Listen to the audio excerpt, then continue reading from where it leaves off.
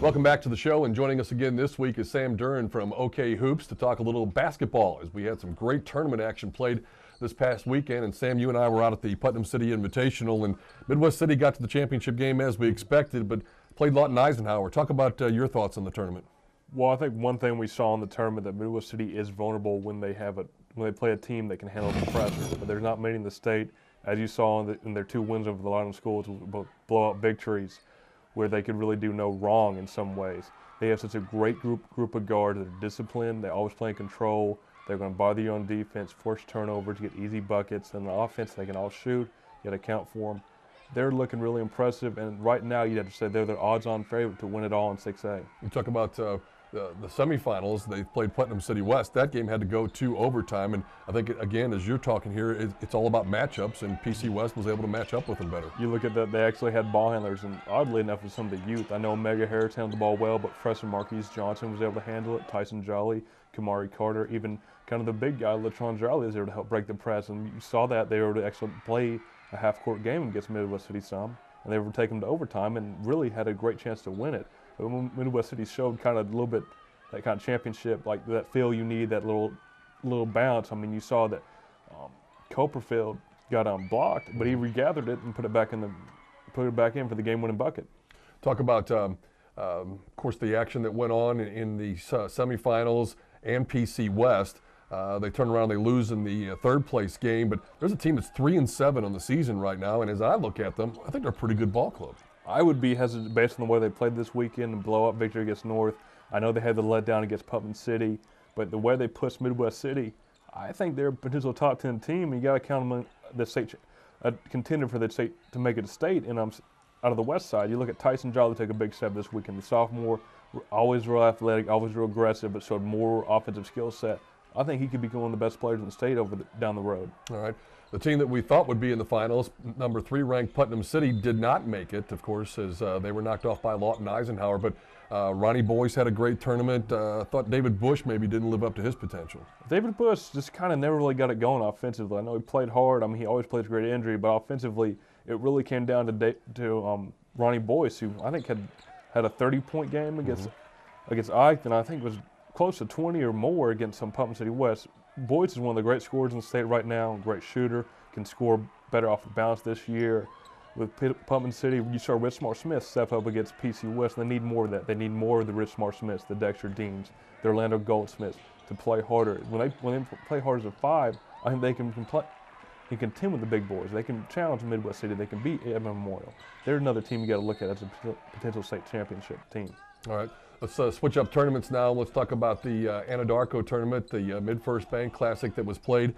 And the Oklahoma City Storm comes out and they beat Lawton MacArthur in the finals. And I know we saw the Storm together. You've seen a lot of them this year. Talk about the different elements to the Storm and what makes them such a good basketball team. Storm are another team that like to play up tempo. They have a real athletic and junior guard, Chauncey Collins, who can go for 30 on any night.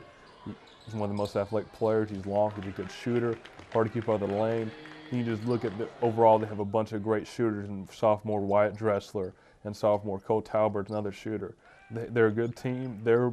I think last year they made it to the national championship at home schools. They lost 2 great players, but I still think they're another contender to make it that far in the homeschool nationals again.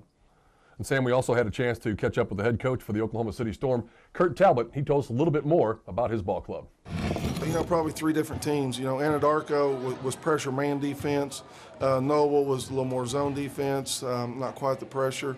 And then the 1-3-1 we saw with MacArthur, was a little bit different. So we saw 3 different types. So as we play teams in our tournaments and stuff like that, then it's going to help us be a little more prepared, for whatever we see for whatever night.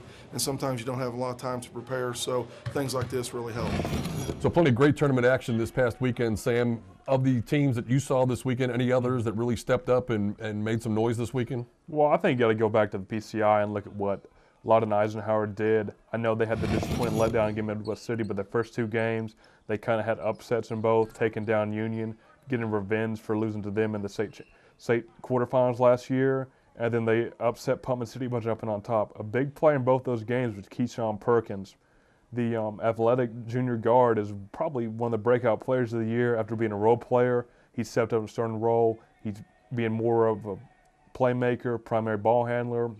He's developing into a way better shooter. And when you throw in sophomore shooters, Jamie Woods and Brandon Boss, you have a very good shooting backcourt that can make some noise come playoff time in 6A. Well, that was all the games that I got to see this weekend. Didn't get to see the Storm in action. You went up to the east side, up to Skiatook. Tell us how that tournament turned out. Well, in the championship, we had Owasso, one of the top teams in 6A on the east side, and then Tulsa No with, of course, as dynamic sophomore Lonzo Trier. The big contest in that game was a battle of sophomores. You, of course, had Lonzo Trier. He ended up with 39. But from Owasso, you had their sophomore, Shake Milton. He had 37 points, one of the most efficient 37 points you ever see. Shot the ball well, got to the line, ran the show as point guard. Him and Jalen Lowe really make them a deadly 1-2 punch. And Jalen Lowe, of course, the athletic quarterback, probably played some of the best defense on Trier I've seen this year with his hard-nosed play. So what about some of the other teams on the east side of the state? I think you got to look at Broken Arrow and Jinx. Broken Arrow's had a strong start. I know they have a big week coming up with some tough matchups. Then you have to look at Jinx. They won the Muskogee Shriner Classic this past weekend. They have Stephen Parker, Jake Riddell.